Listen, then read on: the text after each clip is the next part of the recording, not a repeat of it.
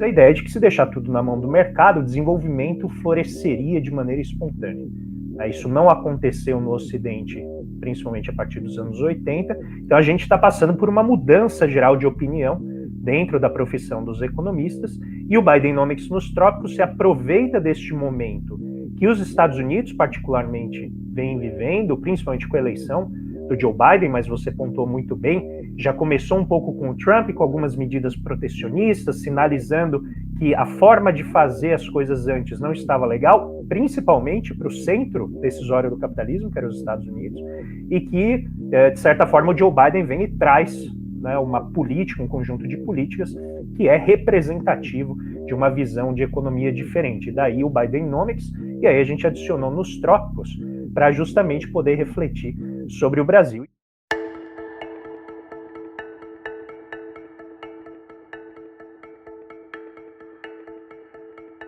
Olá, sejam bem-vindos a mais um episódio do nosso podcast Missão Desenvolvimento. Eu sou Paulo Gala e hoje vamos falar sobre Bidenomics nos trópicos, que é um título maravilhoso que meu querido amigo professor doutor André Roncalha cunhou para um livro que ele lançou em organização conjunta também com outro amigo, o brilhante economista Nelson Barbosa, e também contamos, obviamente, com a brilhante economista Débora Freire aqui para falar do tema. Mas antes de passar a palavra para eles, que eu sei que quando eu passar a palavra eu não vou poder falar mais, eu vou me valer da posição de apresentador para tentar segurar a bola aqui comigo um pouquinho, né? Primeiro dizer do brilhantismo dessa ideia, né, do Bidenomics nos trópicos, né, e do timing perfeito, né, que foi de editar esse livro, de trazer essas ideias para o Brasil, aproveitando, surfando essa onda, né, que está acontecendo de mudança do pensamento mundial, especialmente do pensamento em relação ao que os governos devem fazer, a política econômica, a política pública, né? Eu costumo dizer que o Bidenomics, né, para quem não conhece, que é um conjunto de medidas, né, um conjunto de ações econômicas que vêm sendo adotadas pelo governo Biden, né, e daí a ideia de Bidenomics, é uma espécie de resposta ao Chinomics, né, ou uma economia da China, né? Eu costumo dizer que o Biden, e na verdade, sendo justo, eu acho que tem muita coisa do Bidenomics lá no Trump também, né? Tem uma parte Trumpnomics também, que acabou depois sendo englobada pelo Bidenomics e tem a ver com um movimento muito mais geral dos americanos correndo atrás do prejuízo, né? Tentando buscar esse espaço perdido em relação à Ásia, né? Não só a China, a Ásia como um todo, que vem ganhando muito espaço na economia mundial, e eu acho que o Bidenomics virou o slogan, né? Virou a etiqueta que engloba, né, todo esse conjunto de medidas de política econômica, de políticas públicas, de política industrial, de economia do cuidado, de economia da saúde, enfim, uma miríade de ações, né, que antes, né, sob a, entre aspas, abre aspas, fecha aspas, período neoliberal, não se podia falar, ou se fazia e não se falava, ou era pecado mencionar, né? Agora com o Bidenomics, isso está à tona, né? Todo mundo faz Bidenomics, os europeus fazem Bidenomics, os ingleses fazem, né? Até recentemente fazendo a propaganda aqui do programa. Virou modinha. Até fazendo já a propaganda aqui e ressaltando os outros podcasts, né? Convidando vocês para assistirem. A gente fez um último podcast especial sobre um relatório do Congresso americano em que eles fazem uma varredura das políticas industriais usadas pela China, né? Cujo título é Red Ink. Então, eles fazem um mapeamento detalhado de todas as políticas industriais que as grandes nações têm feito hoje no mundo, política industrial entendida como subsídio, como fomento, financiamento público, compras de governo, subsídios à inovação, vários tipos, né? E é interessante que foi feito pelo Congresso americano, então eles fazem um mapeamento detalhado mostrando como 7 grandes nações fazem uso desses instrumentos, né? E Japão, Coreia do Sul, Alemanha, França, China, Estados Unidos, até o Brasil. O Brasil apareceu lá como o mais liberal de todos, né?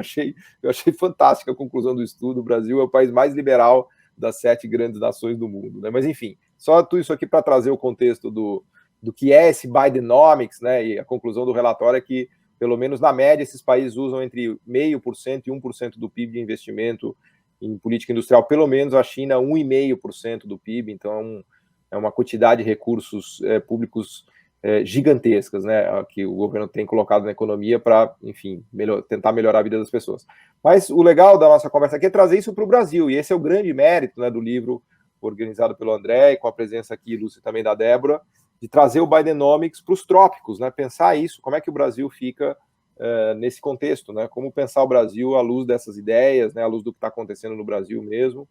Então, uma honra, uma alegria poder recebê-los aqui, Débora, André. E antes da gente passar para a discussão, já pedi para vocês falarem um pouquinho de vocês, talvez até começando pela Débora, primeiro as damas, falar um pouquinho do que você anda aprontando, né? Nos contar aqui as suas peripécias e depois pedir para o André também falar. Sejam muito, muito bem-vindos. Olá a todos e todas. Obrigada, Paulo. Super prazer estar aqui hoje conversando com vocês a respeito de um projeto tão especial que foi o Bidenomics, né, que o André liderou e levou para frente esse projeto super legal. E um prazer estar aqui também pela primeira vez no podcast. Espero que a gente tenha uma conversa bem agradável.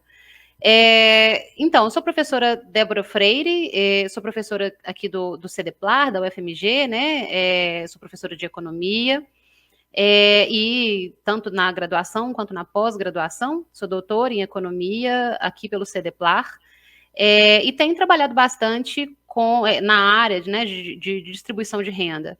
Em termos de políticas públicas e distribuição de renda, tentando avaliar, de fato, essa relação, essa ligação entre políticas públicas, avaliar impactos de políticas públicas na distribuição de renda, e isso tanto do ponto de vista do gasto público, nas suas diferentes formas, né, mas principalmente das transferências sociais, das transferências de renda, que é uma agenda minha desde a tese de doutorado, e os impactos estruturais desse tipo de política, né, não apenas em termos de redução da pobreza e da desigualdade, mas também quais são as implicações estruturais de uma redução da desigualdade no Brasil, a partir dessas políticas públicas que visam a redução da desigualdade.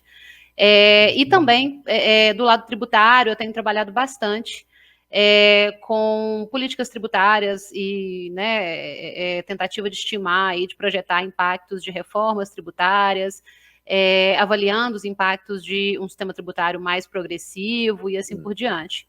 Então, eu diria que as minhas duas áreas de atuação são bem específicas em termos de tributação e gasto, mas sempre tangenciando esses temas com a desigualdade, que, a meu ver, né, no caso do Brasil, um problema que a gente precisa enfrentar de forma muito séria, porque nosso país é muito desigual e isso traz consequências tanto econômicas quanto sociais muito perversas. Boa, fantástico. Você sabe que eu sempre lamentei que o CEDEPLAR fosse em Minas Gerais, né? Eu queria que fosse aqui em São Paulo, para vocês estarem mais perto da gente. Sempre me ressenti, né, de não ter o CEDEPLAR aqui conosco, mas, por outro lado, também adoro Minas Gerais e é uma grande joia que vocês têm aí, né? Eu sou um fã de carteirinha do CEDEPLAR, né? Tenho muitos amigos aí, tive várias vezes. Então é muito legal recebê-los aqui. André, fala pra gente um pouquinho do que você está aprontando e já embala no livro também. Conta pra gente um pouco a história do livro também, de como você teve esse estalo aí de fazer esse livro tão legal. Bom, boa tarde a todos, boa noite, bom dia, né? A depender do horário que o pessoal for escutar. Paulo, agradeço demais novamente o convite. Eu acho que se eu for chamado de novo em junho aqui no programa, eu já posso pedir música no Fantástico. Porque duas semanas atrás eu estava aqui. Vai ser chamado. Então... Vai ter vinheta sua já. Eu quero novamente agradecer, é um prazer estar aqui com a Débora, e que nos ajudou, né, nesse estudo. Você também é um cúmplice desse livro, né, Paulo Gala? É verdade, então, bem lembrado. Foi um esforço muito interessante. Eu sou André Roncara, eu sou professor de economia da Escola Paulista de Economia, Negócios e Política da Unifesp, lá em Osasco, em São Paulo, né, no estado de São Paulo, e venho trabalhando com desenvolvimento econômico, mas também história do pensamento nas áreas de economia monetária, macroeconomia, tanto do desenvolvimento quanto monetária, e venho fazendo esse esforço, né, de tentar melhorar a comunicação da profissão, e também nisso o Paulo Gala é bastante culpado nessa minha trajetória. Então, se vocês não gostarem, vocês falem com ele. Tá? Ele é o culpado por me trazer para as redes. E venho fazendo esse esforço, né, que começou com o nosso livro, Paulo, né, Brasil, uma economia que não aprende, que é trazer a discussão que já ocorre no plano internacional há bastante tempo, para atualizar o debate interno. O Brasil, historicamente, tem essa defasagem com relação às novidades que aparecem lá fora. Então, esse esforço do Bidenomics, né, e daqui a pouco eu já vou, né, falar um pouquinho só para a gente dar o pontapé aqui na conversa, é tentar trazer aquilo que ainda aqui dentro é anátema, né, temas que ainda são tratados com uma aura assim de não respeitabilidade, como se fosse, né, astrologia, no pior sentido que é atribuído às vezes a isso, né? Eu não tenho nada contra a astrologia, mas dentro da ciência é tratado como se fosse magia, como se fosse coisa, né, que não tivesse valor, quando na verdade já tem muita evidência, né, em favor de várias políticas que estão sendo tentadas. E fundamentalmente tem muita evidência já mostrando que aquilo que se pensou nos últimos 40 anos não ofereceu os resultados prometidos, que são as políticas de liberalização comercial, de deixar a economia quase que integralmente, é sempre difícil em economia falar que algo é integral, né, mas que as organizações se complementam na governança da sociedade, mas a ideia é de que se deixar tudo na mão do mercado, o desenvolvimento floresceria de maneira espontânea. Isso não aconteceu no Ocidente, principalmente a partir dos anos 80, então a gente está passando por uma mudança geral de opinião dentro da profissão dos economistas, e o Bidenomics nos trópicos se aproveita deste momento que os Estados Unidos, particularmente, vêm vivendo, principalmente com a eleição do Joe Biden, mas você pontuou muito bem, já começou um pouco com o Trump, com algumas medidas protecionistas, sinalizando que a forma de fazer as coisas antes não estava legal, principalmente para o centro decisório do capitalismo, que era os Estados Unidos, e que, de certa forma, o Joe Biden vem e traz, né, uma política, um conjunto de políticas que é representativo de uma visão de economia diferente. Daí o Bidenomics, e aí a gente adicionou nos trópicos para justamente poder refletir sobre o Brasil. Isso, para finalizar, vem de um esforço meu e do Nelson, e um pouco dessa angústia de ver tanta gente boa, e certamente foi um drama escolher as pessoas, né? Eu peço já perdão para todo mundo que eu não chamei, porque eu gostaria de ter chamado, para tanta gente boa que vem refletindo sobre possibilidades e alternativas que a gente tem para o país, e eu senti, e o Nelson também, que era o nosso dever juntar esse pessoal e tentar levar essa discussão para um campo mais amplo de debate público. Boa, fantástico. Vamos já mergulhar um pouco no capítulo da Débora, se você quiser contar um pouco para a gente, Débora, enfim, o que você achar legal, o que você quiser, né, e já, inclusive, fazendo esse diálogo já com o que o André trouxe aqui também. Pois é, o meu capítulo, ele vem muito para contemplar né, a parte do plano Biden que vai tratar especificamente das famílias e da economia do cuidado, né? Enfim, de uma atenção maior para famílias de mais baixa renda, de auxílio creche, e esse tipo de políticas, né, que visam, de fato, transferências de renda ou de acesso a bens e serviços às famílias mais pobres, né? Basicamente, as políticas assistenciais. O plano Biden, ele tem, né? Ele é composto por uma parte importante desse tipo de gasto, ou seja, tem no projeto uma atenção especial a esse tipo de política pública, ou seja, para a recuperação econômica vai ser importante a gente trazer uma atenção para as famílias, né, não apenas, enfim, para os setores econômicos, para a infraestrutura. Foi até algo meio surpreendente isso, né, Débora? Eu confesso que eu não imaginava ver a economia do cuidado lá no plano Biden assim de maneira tão explícita, né? Exato, pois é, porque também não é uma característica, né, enfim, de política pública dos Estados Unidos, enfim, né, eles têm todo, e a gente sabe também o quão sensível é essa discussão lá, da questão, né, da saúde pública, da questão, de fato, desse tipo de política pública que, de fato, prima por um auxílio em termos de cuidado às famílias mais pobres, né, as famílias com mais restrição de renda. E aí o plano, ele contemplava isso, e a gente resolveu, né, no caso, quando o André me convidou, eu já venho trabalhando com, né, a ideia, com questões de redistribuição de renda no Brasil, de impactos, de políticas de transferência, assim como gastos públicos com saúde, educação, etc., e até mesmo, né, propostas de uma política mais ampla de transferência de renda. E aí, quando o André me convidou, a ideia era escrever um pouco sobre essa parte do plano, né, ou seja, ter um capítulo que contemplava essa parte do plano Biden, que é exatamente esse foco nas famílias e esse foco na questão redistributiva, né?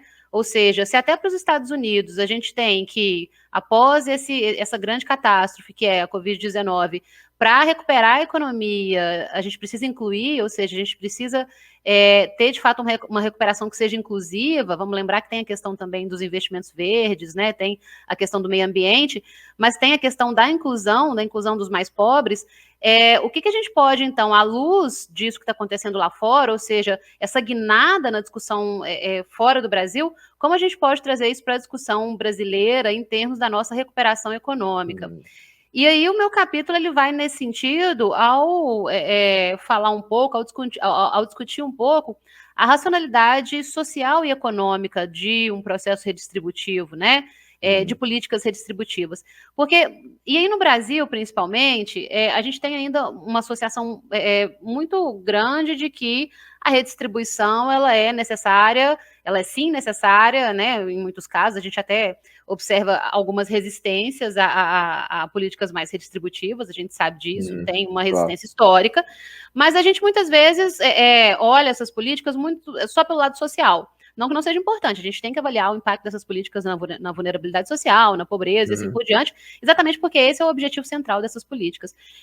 Mas o que eu tenho trabalhado é que essas políticas, muitas vezes, elas têm também um impacto estrutural nas economias que são importantes, principalmente para economias como o Brasil, por exemplo. E nesse caso, eu discuto como que uma política pública focalizada na redistribuição de renda, ou seja, nas famílias e no cuidado. E aí, nesse caso, eu trago um exercício empírico ali para o capítulo em termos do Bolsa Família, o quanto que uma política desse tipo ela seria importante, por exemplo, para garantir um crescimento mais inclusivo nesse momento de recuperação, porque o que a gente tem observado, veio a Covid, a gente já estava sofrendo dos efeitos de uma grande recessão e de um crescimento muito letárgico ali, né, no período 17, 19, e aí vem a Covid, uma grande crise, recessão. E o que a gente observa é que mesmo depois que a gente passou a recuperar, e obviamente essa recuperação tem sido muito lenta, mas mesmo a partir da recuperação a gente não observou uma absorção desse crescimento, dessa recuperação. A desigualdade aumentou, na verdade. Para as famílias mais pobres. Teve uma explosão de desigualdade. Exato. A gente está, na verdade, a desigualdade está aumentando desde 2015, ou seja, a desigualdade, a reversão no processo de queda que a gente teve da desigualdade, ele acontece desde a nossa grande recessão em 2015, e a Covid acentuou muito isso. Então, a gente piorou a desigualdade, enfim, né, mitigou uma série de ganhos que a gente teve ao longo dos anos 2000 nesse ponto. E aí, a ideia é que se a gente teve uma relativa recuperação, só que os mais pobres não estão incluídos nessa recuperação. O que a gente tem observado é que o emprego de mais baixa qualificação, principalmente, ele não respondeu de forma tão rápida, e aí a gente pode associar isso a essa letargia também no próprio setor de serviços, que agora até cresceu um pouquinho, mas no ano passado estava crescendo muito, de forma... o setor de serviços foi o último a recuperar, exatamente pela sua característica ali muito afetada pela pandemia. E aí a discussão é que esse tipo de política, pelos seus efeitos estruturais, ela tem um efeito muito importante de, inclusive, incluir os mais pobres no mercado de trabalho.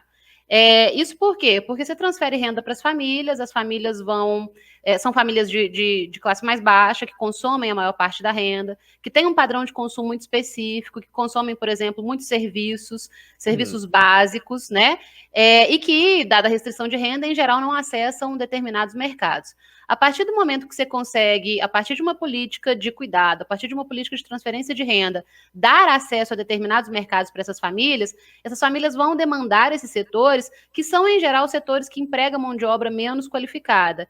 E isso gera uma nova rodada de redistribuição. Por quê? Porque esses setores, né, empregam mais mão de obra... Dá uns exemplos, se você puder, até chamando um pouco o André para a conversa, alguns exemplos, assim, mais específicos.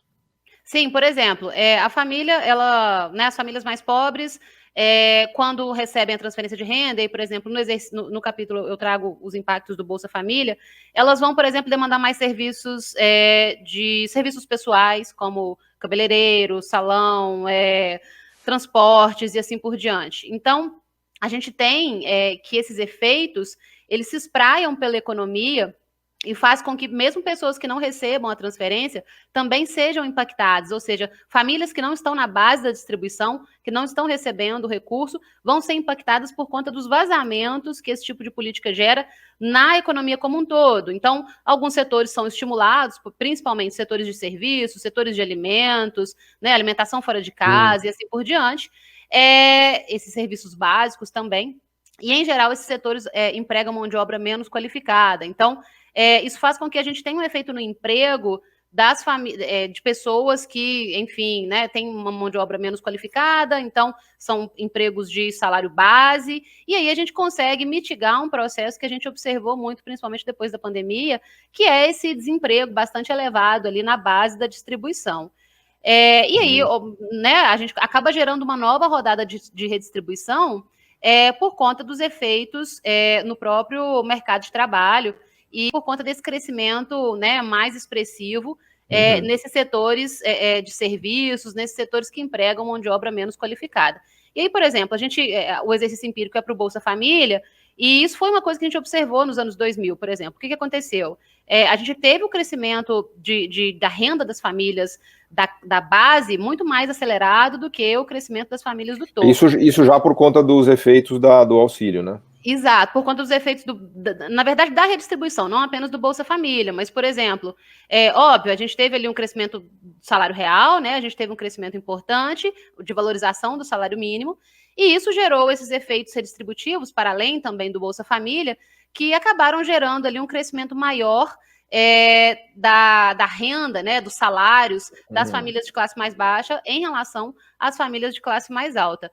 E eu acho que isso é muito importante no momento. É óbvio que a gente pode colocar outras discussões no sentido de que não é uma bala de prata no sentido de resolver questões do desenvolvimento, ou seja, a gente precisa ter um certo cuidado, enfim, é uma política que vai trazer esse alívio do ponto de vista, primeiro, você está dotando famílias pobres de renda para elas, né, exercerem seus direitos e fazerem, de fato, terem acesso a bens e serviços, isso já gera ali uma mitigação de oportunidades que é importante, né, pelo menos uma mitigação disso, e que gera impactos no longo prazo, enfim, são famílias que as crianças vão conseguir ir mais para a escola, vão acompanhar mais a saúde, e assim, você acaba tendo efeitos de longo prazo no crescimento e na desigualdade, mas o importante é a gente avaliar também que é uma política que tem que ser pensada concomitantemente a outros pilares, né? A outros pilares de desenvolvimento, de fato, de tecnologia, de desenvolvimento de setores mais complexos. É isso que eu queria. Eu até queria puxar agora a brasa para a nossa sardinha aqui do. Então, vai lá, André, vai lá.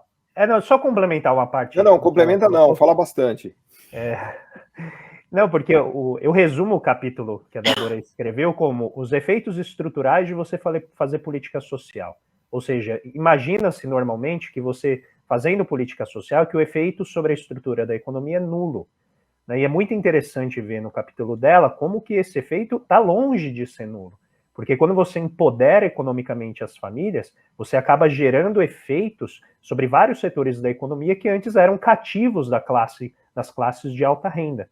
Né? Então isso é muito importante e conversa muito bem com o que eu acredito ser o espírito do Bidenomics, Paulo, que até você começou falando da sua surpresa em ter o aspecto de infraestrutura humana, né, que é a maneira como a gente gosta de classificar, para associar com infraestrutura física, que é normalmente como a economia se construiu, né, fazendo, imaginar que é só portos, aeroportos, viadutos, estradas, e agora a gente traz para a discussão que, inclusive, dentro dos modelos neoclássicos tradicionais, tem a infraestrutura como um elemento central do crescimento econômico, com ampliação de produtividade, e quando a gente puxa a sardinha para uma abordagem mais heterodoxa, também permite que você reflita sobre questões de bem-estar, ou seja, não se trata apenas de produtividade, não se trata apenas de garantir que o retorno para a economia seja maior, mas trata-se também de melhorar a qualidade de vida das pessoas.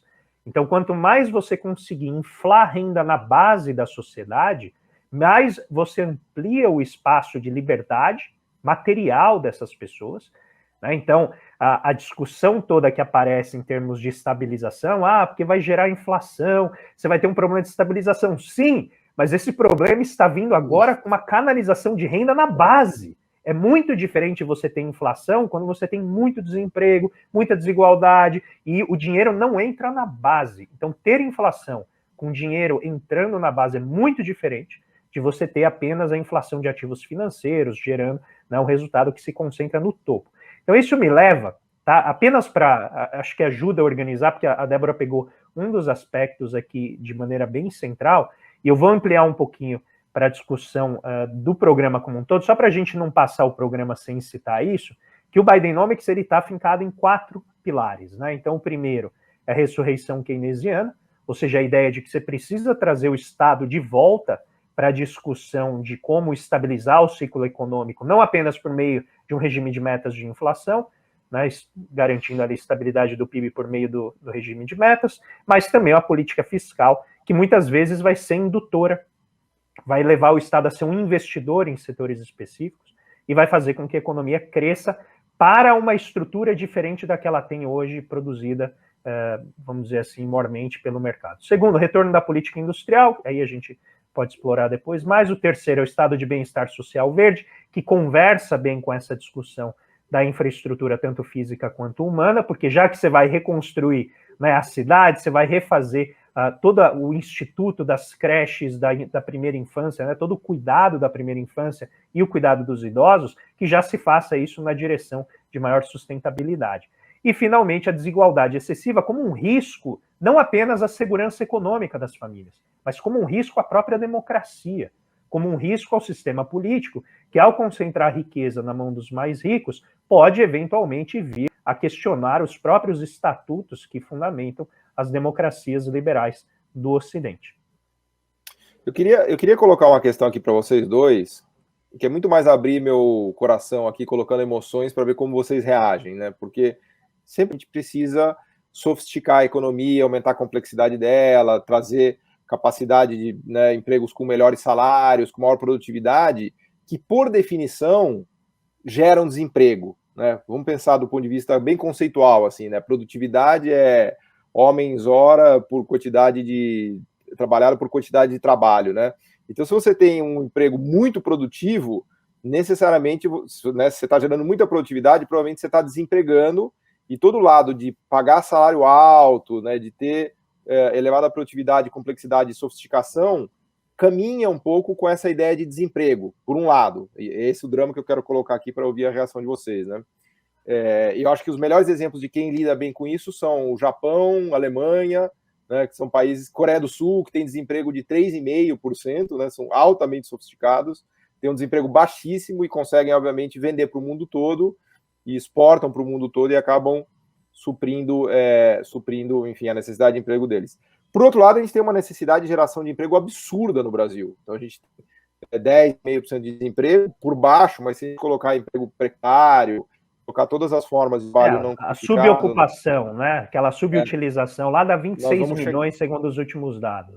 26 milhões o número, né? Então, a gente tem uma necessidade imediata de gerar 26 milhões de empregos. Qualquer emprego, para a pessoa trabalhar, para ela ter renda, né? Para ela poder pagar as contas. E aí nós estamos falando que, majoritariamente, de empregos de baixa produtividade. E aí voltamos aqui na definição que eu estava dando de produtividade, porque se você gera empregos de baixa produtividade, é ótimo. Por quê? Porque você emprega muita gente. Né?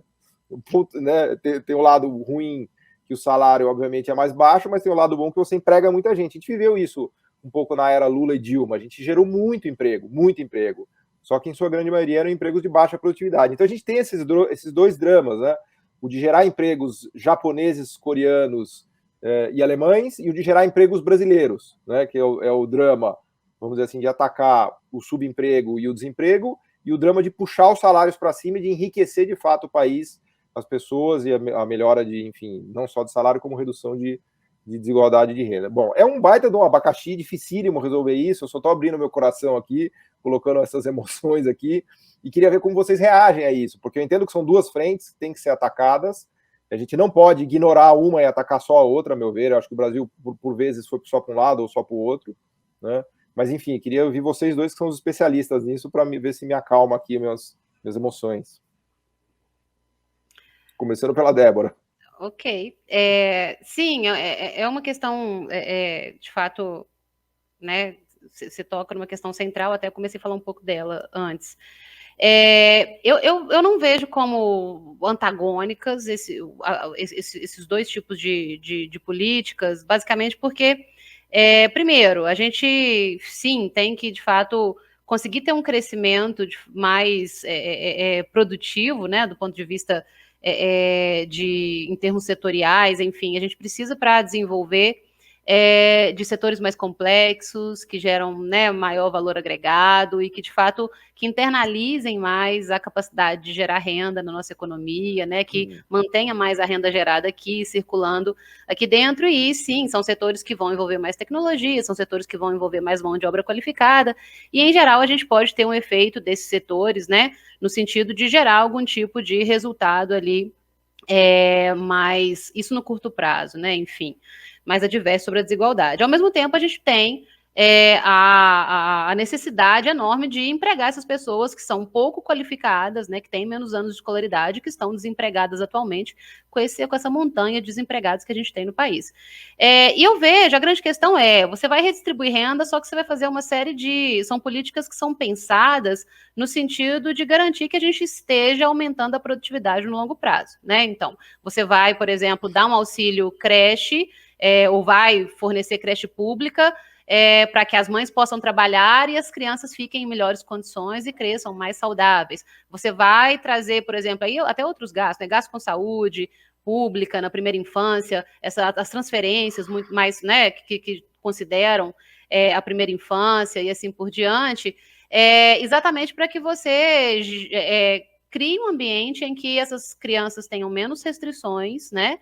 E que possam se desenvolver melhor e, consequentemente, aumentar a produtividade no longo prazo. Então, eu acho que a primeira questão é essa. Você precisa, sim, ter uma política social, mesmo que isso hoje gere esse efeito, e, de fato, ele gera esse efeito estrutural que vai fomentar setores que a produtividade cresce de forma mais lenta, isso vai acontecer, mas a gente precisa fazer isso dada a nossa estrutura atual. Então, a gente precisa fazer isso para que, no longo prazo, a gente consiga ter uma situação melhor do ponto de vista de capacidades, oportunidades e também de produtividade.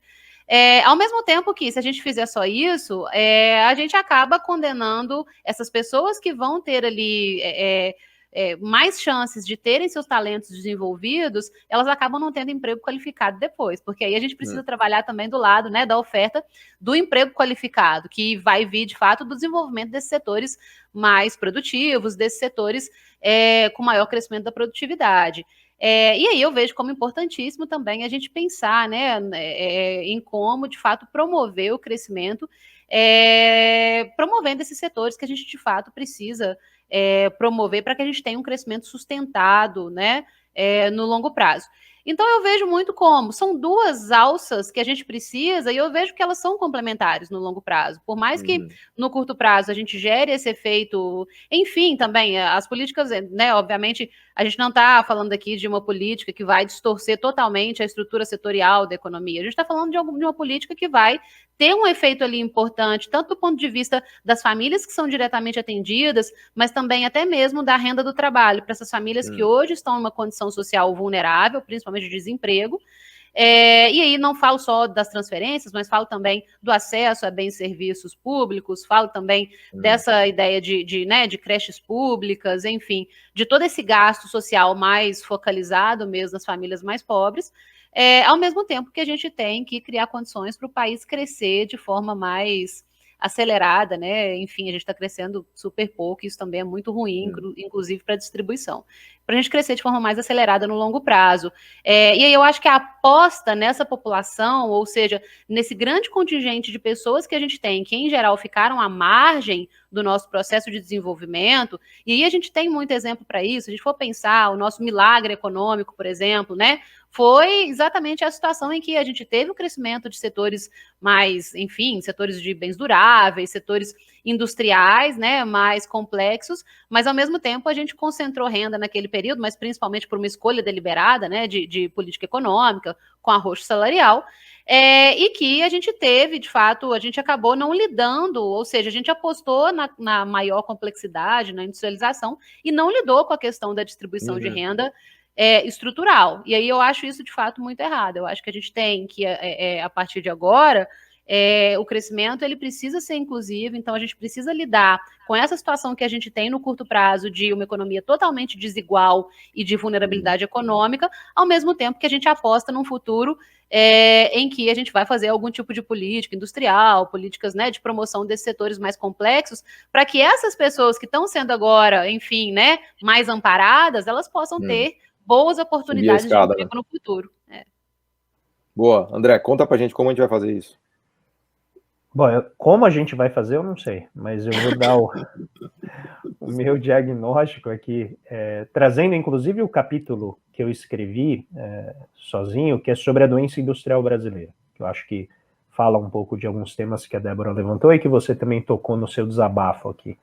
A gente tem uma rigidez estrutural muito forte na economia brasileira, né? Então esse capítulo ele é feito em homenagem ao saudoso professor Davi Kupfer, que nos deixou, infelizmente, né, no início ali de 2020, e deixou, né, um legado importante de economia industrial, professor da UFRJ, e ele desenvolveu essa tese que ele apenas falou numa palestra, e eu tive ali o trabalho de tentar organizar isso na forma de um capítulo com algumas reflexões, e basicamente a crítica que ele faz ao nosso modelo econômico é que essa rigidez estrutural leva a uma situação que combina uma propensão ao investidor, ao empresário, atrasar o investimento, porque como o ciclo econômico no Brasil ele é muito breve, você nunca sabe quanto tempo vai demorar a expansão. E a expansão é fundamental para que as expectativas de longo prazo se consolidem, né? Eu recentemente, hoje, eu terminei de ler novamente a teoria geral do emprego do juro e da moeda, do Keynes. 3 vezes? Né? Então, eu li a primeira no original, eu preciso chegar na terceira. Eu tinha lido só em português, agora eu estou lendo no original em inglês. E tem um capítulo inteiro, né, sobre expectativas de longo prazo, como elas são importantes para você conseguir induzir o investimento. Isso aqui no Brasil sempre foi um desafio. Então, essa propensão a esperar, ela acaba sendo combinada, então, com uma minimização de investimentos, com uma perda de densidade nas cadeias produtivas, que é super importante para você conseguir escala, conseguir investir, inovar. E isso nos leva, junto com esses dois elementos anteriores, a uma armadilha de baixo custo, em que as empresas elas deixam de concorrer por qualidade e elas vão concorrendo apenas por preço. Isso leva obrigatoriamente a você ter que esmagar salários, ter que esmagar o preço de insumos. Por isso que muitas vezes você vai ter algum tipo de avanço na lucratividade de alguns setores quando a taxa de câmbio cai, porque elas importam insumos mais baratos, só que você acaba, né, sacrificando setores inteiros da economia que não conseguem concorrer, né, com esses insumos que vêm lá de fora, principalmente no setor, toda a área de produção de insumos, que é aquela responsável por grande parte da perda de densidade industrial. Então, a partir desses elementos, o primeiro problema é o problema do regime macroeconômico, que eu acho que a gente tem dificuldade de acertar os ponteiros para que ele possa ser indutor de desenvolvimento e transformação estrutural. Esse é o primeiro ponto. Então, isso envolveria elaciar a restrição que a política monetária e a política fiscal impõem. Então, desde o regime de metas de inflação, que pode ser atualizado, aí tem um capítulo inteiro lá do Braulio Borges sobre isso, a questão fiscal, que tem muito mais espaço do que normalmente se apregoa na mídia. Então, existem muitos mecanismos que permitiriam a gente ampliar o investimento em setores. A Débora colocou aqui a primeira infância. As pessoas não têm ideia da importância que é investimento em primeira infância. Porque não é só um investimento bem feito, é que se você não fizer, a perda no futuro é monumental, porque a criança não aprende, ela não consegue depois migrar entre atividades dentro da discussão de complexidade, que você tem que, por exemplo, sair da produção de cupuaçu para a produção de cupuaçu verde, em que você vai adotar técnicas mais sofisticadas que respeitam o meio ambiente, a pessoa não vai aprender, ela não vai conseguir, né, ampliar a capacidade dela de migrar entre áreas de produção ou métodos de produção. E a gente está falando, além disso, de um grave dano social do ponto de vista da identidade pessoal, possíveis problemas, né, de depressão, que podem eventualmente levar a um aumento, né, muito grande do custo de vida psíquico, social e material. Então, tem vários pontos aqui que a gente poderia tratar, eu vou tratar de alguns deles que eu acho importantes. Então, primeiro, colocar a discussão de ciência e tecnologia na base e no centro de tudo aquilo que a gente for fazer daqui para frente. E por que isso é importante? Porque vai obrigar a produção dessa política industrial a articular diferentes setores. E isso é muito importante na discussão que a gente faz aqui, que dá até o nome a este programa, que é Missão Desenvolvimento. Então, como que a gente pode fazer para que o Brasil, por exemplo, se consolide na produção de sensores de Covid usando semicondutores, que a CEITEC produz? A CEITEC desenvolveu esse sensor que detecta, né, a presença do vírus em poucos segundos. Isso poderia ser desenvolvido massivamente. A gente tem isso. Peraí, repete isso aí que eu não estou acreditando.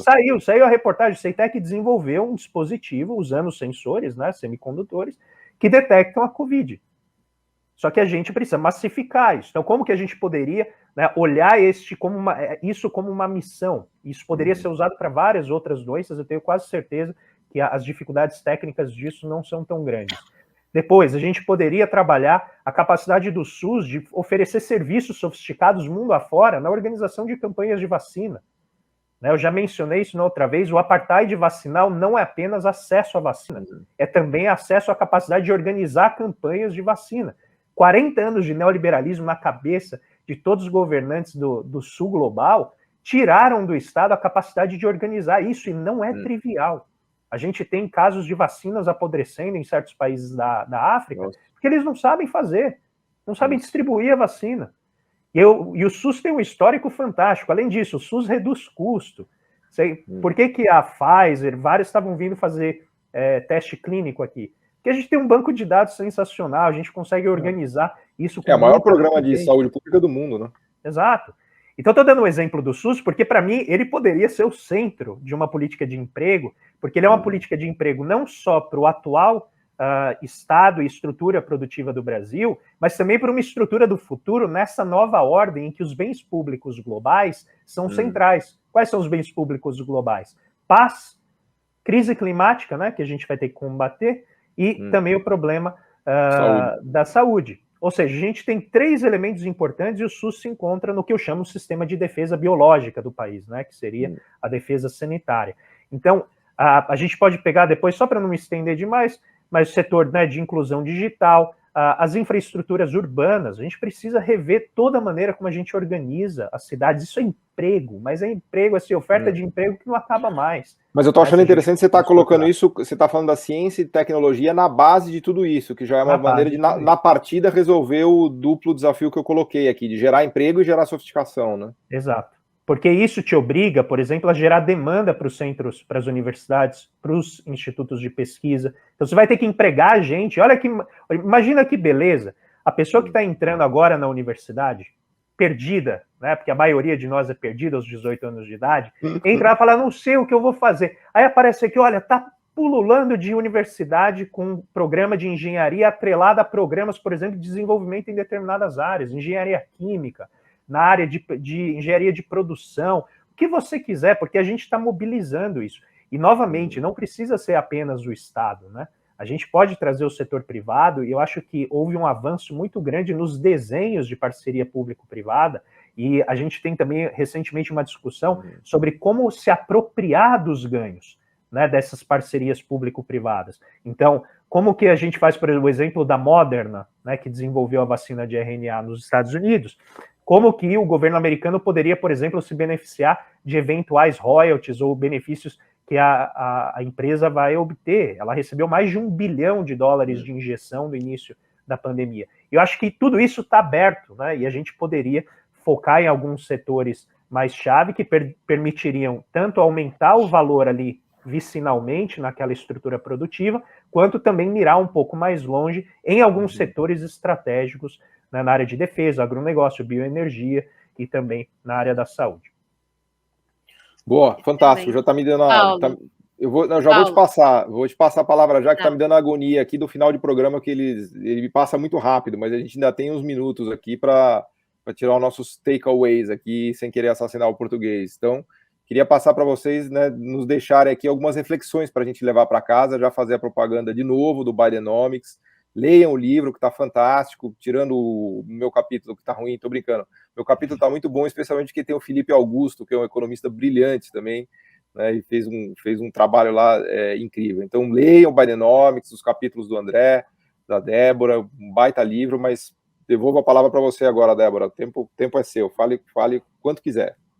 Sim, só complementando um pouco também, em termos dessa discussão, a gente tem que pensar também que o contrafactual, ou seja, que a forma como a gente cresce hoje, de forma não complexa, né, enfim, em que a gente tem essa menor participação da indústria, e principalmente de setores complexos, ela é super concentradora também. Então, exatamente porque nosso crescimento é muito determinado, né, pelo setor externo, enfim, exportamos commodities, e né, a predominância desse modelo, ela é concentradora. Então, a gente só consegue ter resultados distributivos, de melhora no Gini, de melhora na distribuição de renda e de mais acesso a programas sociais, exatamente a partir das políticas redistributivas, porque, do contrário, a gente estaria concentrando renda e estamos, né, por enquanto, desde a crise econômica. Então, essa discussão, ela é complexa, sim, mas eu acredito que o André tratou disso maravilhosamente bem, e acho isso que o André trouxe de colocar, né, ciência e tecnologia na base, enfim, perfeito e, de fato, muito importante, concordo plenamente com ele, e pensar também que a estrutura atual de um país muito, enfim, muito especializado ali em exportação de commodities e com uma estrutura produtiva muito desarticulada, que não produz produz bens mais complexos e assim por diante, isso também nos condena a uma concentração de renda, de fato, a uma dinâmica concentradora de renda. Isso é muito importante, porque os setores de commodities são capital intensivos e, enfim, né, não empregam muita mão de obra e ainda são setores que, né, a renda acaba não ficando, de fato, aqui dentro, e aí a gente acaba, de fato, perdendo grandes oportunidades. Então, só para ressaltar isso, de que o modelo atual também, né, enfim, se a gente tem uma questão aí um pouco de como fazer, de fato, essa redistribuição ao mesmo tempo que a gente fomenta setores importantes para o crescimento, que isso pode ser, aí, de certa forma, antagônica, e o André exatamente traz essa questão de forma muito bem elaborada, que não então que a gente pode pensar, de fato, estratégias, mas, ao mesmo tempo, manter o sistema que a gente tem atualmente também concentrador de renda, e, de fato, bastante perverso do ponto de vista social. E aí, enfim, deixar só minhas palavras aqui de agradecimento, super prazer participar. Eu acho que o livro, o Bidenomics, traz muito essa ideia e essa, de fato, que a gente precisa discutir mais a partir de agora, de entender melhor a participação do Estado na economia, e, na verdade, resgatar a importância da participação do Estado na economia, né? Ou seja, eu acho que para o Brasil essa discussão é importantíssima. A gente passou por muitos anos aí, alguns anos muito complicados do ponto de vista de uma valorização muito negativa da participação do Estado na economia, né? Enfim, desde 2016 a gente vem enfrentando também uma regra fiscal que acabou tirando a capacidade desse Estado de atuar de forma mais efetiva, e eu acho que essa grande crise nos traz essa percepção, enfim, pelo menos, né, deveria nos trazer essa percepção de que o Estado, na sua forma de fornecedor ali de bens públicos e de bens que são importantes para a sociedade, ele é importantíssimo, de fato, para a gente ter uma sociedade mais igualitária e mais estável, né, tanto do ponto de vista em termos de democracia, né, do ponto de vista político, quanto do ponto de vista também econômico. Então, o livro, de fato, ele faz esse grande resgate e propõe, de fato, essa nova discussão para o Brasil, esse resgate dessa discussão novamente, que é muito importante nos tempos atuais. Estava discutindo isso em sala de aula hoje. Enfim, eu acho que para o mundo, acho que o plano Biden, ele traz esse resgate, e para o mundo fica muito claro como agora, e aí principalmente pensando em crise climática, pensando em novos desafios, possivelmente novas crises sanitárias, não sabemos, para o mundo fica muito claro que, a partir do plano Biden, que a gente tem sim uma necessidade de maior intervenção governamental a partir de agora. E para o Brasil esse debate ainda é muito truncado, ainda é muito difícil. Então acho que o livro traz uma contribuição nesse sentido. Fantástico. Antes de passar para você dar a palavra final, André, que é o pai da criança, e o motivo de estarmos aqui todos reunidos hoje, fazer uma propaganda também dos trabalhos do Dominique Hartmann, né, nosso amigo Dominique Hartmann, que me lembrei agora com esse comentário incrível da Débora, de que sem a sofisticação produtiva e o aumento da complexidade, também não teremos redução de desigualdade de maneira sustentável, né?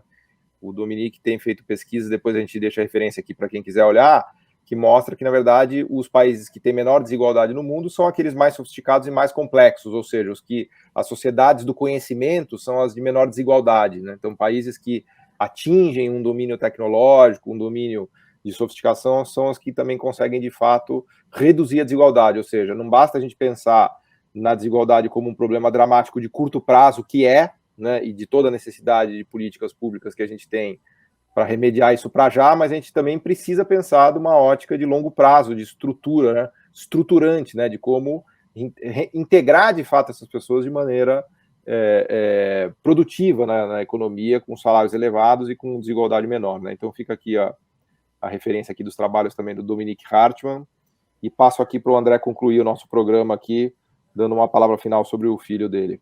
Você estragou o comentário que eu estava bolando aqui. Não porque você falou algo que eu ia falar, mas você falou algo tão legal que eu tive um insight aqui importante, que é justamente em sociedades mais sofisticadas, em que o sistema econômico é mais sofisticado, as empresas têm escala, né? Então, ali não dói tanto você tratar bem o trabalhador, porque a empresa não tem problema de pagar melhor salário, porque ela vai ter o retorno disso, seja em termos da participação no mercado, seja na capacidade inovativa. Agora, quando você vai para uma estrutura econômica que ela está muito apoiada em coisas muito simples, muito próximas das matérias-primas, a concorrência ali é com um monte de gente que está produzindo a mesma coisa, que é fácil de produzir, todo mundo produz. Então, ali, tratar bem o trabalhador é mais difícil. É o race to the bottom, né? Exato. E aí você entra nessa minimização de custo, em que, inevitavelmente, quem vai acabar pagando por isso vai ser a qualidade do trabalho, né? Que é um insumo, eu não gosto de tratar esse tema por ser um ser humano, mas é um insumo produtivo que vai ter uma qualidade menor, a empresa não vai investir tanto na qualificação e assim por diante. Então, obrigado por estragar produtivamente o meu comentário final, porque acho que é importante ficar essa mensagem, né? Então, eu resumiria nosso esforço no Bidenomics em duas expressões. O primeiro é resiliência econômica. Eu acho que a pandemia, a crise na Ucrânia, todos os choques desde 2008 vêm evidenciando a importância de as economias conseguirem se resgatar rapidamente a partir de choques externos ou mesmo choques internos. Então, o primeiro ponto fundamental, que eu acho que engloba toda a nossa discussão, é como que a gente faz para valorizar o trabalho humano. E o trabalho humano precisa ter um sistema econômico resiliente que não deposite sobre os indivíduos o custo do ajustamento a esses choques. Em outras palavras, que ele não gere desemprego no momento mais difícil que uma sociedade vai viver, como foi o caso aqui da pandemia, em que, né, teve aquele desespero magnífico, no sentido de tamanho e massivo, né, com relação ao que seria o futuro das famílias. E a gente sabe que, principalmente num país com tamanha pobreza como o nosso, as famílias elas ficam ali se equilibrando no limiar da pobreza extrema. Ou seja, uma piora no funcionamento da economia derruba essas pessoas por muito tempo numa situação de pobreza que tem uma força de atração tremenda, porque ela consome capital, ela consome bem-estar, ela consome tranquilidade. A pessoa vai se aproximando de um estágio mais primitivo de vida, em que ela tem que cuidar da sobrevivência diariamente. Ou seja, isso não é espaço econômico que permite o desenvolvimento individual e o desenvolvimento coletivo. E a segunda expressão que eu acho que é muito importante é a inclusão produtiva. Então, na discussão de distribuição de renda, que a Débora trouxe muito bem, não dá para a gente depositar na proteção social e na política social todo o custo dessa estratégia de desenvolvimento. Ela só pode ir até determinado ponto, porque num país como o nosso, ainda que a gente tenha 300 bilhões de reservas internacionais e que a gente emita a dívida na nossa própria moeda, a nossa elite não tolera endividamento público até a partir de determinado momento. A gente não sabe que nível, né? Antes era 100, aí depois passou a ser 90, agora é 80. E também já vai daqui a pouco fugir do controle. E só que é móvel, né, esse limiar psicológico da nossa elite financeira, elite econômica. Então, num país como o nosso, a gente tem que ter uma estratégia que, ao mesmo tempo, como a Débora colocou, que alivie a restrição de sobrevivência das famílias, que é o espaço orçamentário que elas têm para tomar decisão, que alivie esse problema enquanto a gente olha para o futuro, para os filhos delas, dessas famílias que estão aqui, que vão se qualificar, para as próximas gerações, sem que a gente descuide de quem já está no sistema atualmente e está trabalhando, por exemplo, lá na Amazônia, né, numa linha produtiva que está captando ali 0,5% de toda a cadeia global de valor, que é a pessoa que produz, por exemplo, ali o cacau ou produz o cupuaçu, e ela vai produzir um valor mínimo, que ela, por exemplo, produz um pouquinho maior, um pouquinho mais de valor. Eu vi um exemplo recente do chocolate de cupuaçu, que fazendo apenas uma transformação marginal, ou seja, você aprimorando uma etapa produtiva, você aumenta em 10 vezes o valor adicionado ali naquela etapa produtiva. Eu queria uma Nestlé, então, mas tá bom, vai. Mas a gente pode focar na Nestlé, né? A gente pode focar nela para tentar chegar, mas não precisa ir direto nela, esse é o meu ponto, né? Você tem uma base social que te permitiria construir a partir dela. E eu acho que é isso que está faltando, é a gente começar a identificar esses setores que possam conjugar uma política social cujo efeito é a inclusão produtiva. E, junto com isso, fazer os projetos mais amplos que envolvem a articulação das nossas capacidades, seja Fiocruz, né, o SUS, todos os institutos de pesquisa, pegando o Butantan aqui na área da saúde, mas a gente pode pegar BNDES, a gente pode pegar Embrapa, né, Embrapi, todas essas inovações, iniciativas que a gente já tem consolidadas no país, e realmente, a partir dessa plataforma, começar a visualizar aquilo que permite a gente ampliar o espaço de participação internacional de maneira inclusiva e produtiva. E com isso, eu acho que a gente não onera tremendamente o orçamento público, que é uma preocupação que eu acho que é razoável, porque não dá para esperar que o Estado vai fazer tudo no espaço de 2, 3 anos, ainda mais do jeito como as coisas estão, e, inevitavelmente, a gente consegue, eu acho que no longo prazo, ir mapeando sequencialmente, porque sempre é essa discussão entre economistas, né? Qual que é a sequência que a gente deve fazer? E eu acho que tem, então, esse espaço. Então, eu quero convidar todos para ir ler o livro. Em breve, deve sair a versão impressa, para aqueles que, como eu, são cringe. Eu tô ansioso, cara. Cadê? Eu quero o impresso. O livro físico. Estamos na luta lá com a editora GV para eles divulgarem e publicarem em breve, mas assim que tiver, a gente divulga nas redes sociais. Mas, por enquanto, já tem a versão e-book, para quem tiver interesse lá no site da FGV e nas outras vendas online. Fantástico. André Roncalha, Débora Freire, muito obrigado aqui pela participação, pela conversa, foi ótima. Parabéns pelo trabalho. O Bidenomics nos trópicos é realmente um banquete nos trópicos aqui de ideias, né, para todo mundo se festejar em termos de ideias, né, já que está difícil colocar na prática, mas pelo menos as ideias estão aí, tem material farto, né, tem ingredientes para a gente fazer um super banquete intelectual, mas vamos lá, vamos botar a mão na massa e transformar isso em ação, né. Obrigado de coração pela presença aqui, André, Débora, e obrigado a todos. Valeu.